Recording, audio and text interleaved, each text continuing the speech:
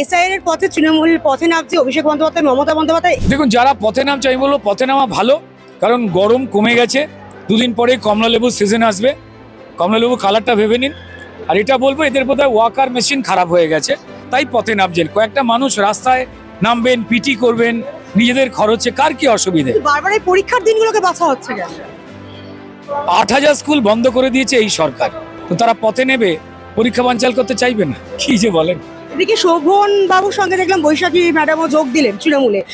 এতদিন পরে একটা ঘর ব্যবসায়ী, সামনে নির্বাচন, কি বলবেন? আর রত্নদেবীও ছিল। যায় আসে না, এরা কে কার সঙ্গে রইলো না, তাতে পশ্চিমবঙ্গের মানুষের কি জীবনে একটু পাল্টেছে?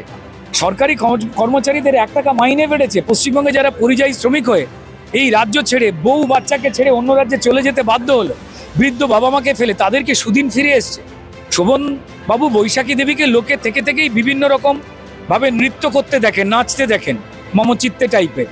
তাদের জীবনে অনেক অর্থ আছে, তারা প্রচুর গয়না পরেন, দামি দামি পাঞ্জাবি পরেন।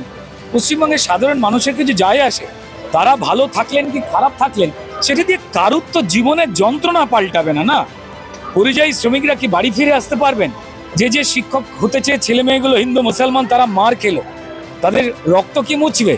যাদের চাকরি চুরি করে টাকা এরা পকেটে পুরলো, তাদের কি 1 টাকাও ফেরত আসবে? সুতরাং এই সমস্ত জায়গায় কে কোন মানে কি কোথায় বসছে, পশ্চিমবঙ্গের মানুষের কোনো মাথা ব্যথাই নেই। আপনাদের মাথা থাকলে ব্যথা করুন, ব্যথা বাড়বে। কিন্তু নির্বাচন কমিশন একবার যখন বলে দিয়েছে যে এসআইআর লাগু হবে, তারপরে তীব্র বিরোধিতা করে পথে নামার কি মানে? ক্যাম্প হচ্ছে। আমি প্রচুর টাকমাথার বন্ধুদের দেখেছি চিরুনি কিনতে, হয়তো এরা তেমন, আমার বাবাও কিনতেন।